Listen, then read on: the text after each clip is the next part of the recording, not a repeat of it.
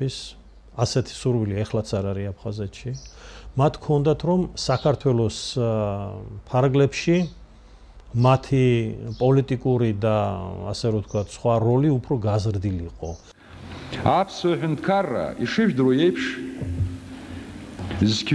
ესე იგი, ერთი ვარიანტი რომ საქართველოს გამხდარიყო ფედერაცია.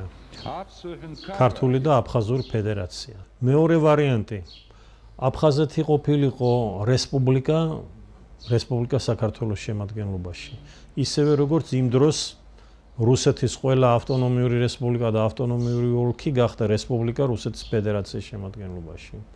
მესამე ვარიანტი რომ თვითონ აფხაზეთში შექმნილიყო ორპალატიანი პარლამენტი, რითიც აფხაზებს კანონიერად შეეძლებოდათ რაღაც კვოტები, მათთვის აუცილებელი კვოტები ყოლოდათ ხელისუფლებაში.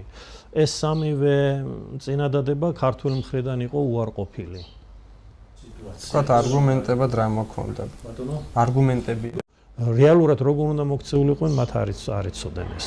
ეს მათი შიშისა და უვიცობის შედეგი იყო. აფხაზები ჩვენი მისამართით ხშირად გამოთქვამენ ხოლმე ესეთ მოსაზრებას კი პრეტენზიას თითქოს რომ აი გამოჩნდა ტანკები, გაგრაში დესანტი იქნა გადმოსხმული და თითქოს ჩვენ გვაბრალებენ რომ ხო, მაგრამ ეს ხო არ იყო აშკარა მიზეზი ომის დაწყების, ან იმის თქმა მინდა რომ ეს ხო არ ნიშნავდა რომ ომი იწყებოდა უკვე. ამ შემთხვევაში ახლა თუ არ გაუწევდნენ წინააღმდეგობას აფხაზები, არ იქნებოდა ალბათ ომი.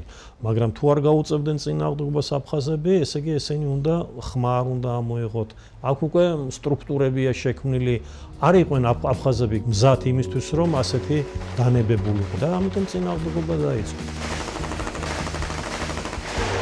არ შეიძლება ისე გავიგოთ, რომ ყველაფერში ქართული მხარეა დამნაშავე. აფხაზებსაც ჰქონდათ თავისი რაღაცები. ცოტა სხვანაირად რომ მოქცეულიყვნენ, რაღაც სხვანაირი ნაბიჯები რო იყვნენ, გაეკეთებინათ, მაგრამ მაინც პირველ რიგში მაინც ქართულ მხარეს ვადანაშაულებდნენ, იმიტომ რომ ეს იყო სახელმწიფო საქართველო.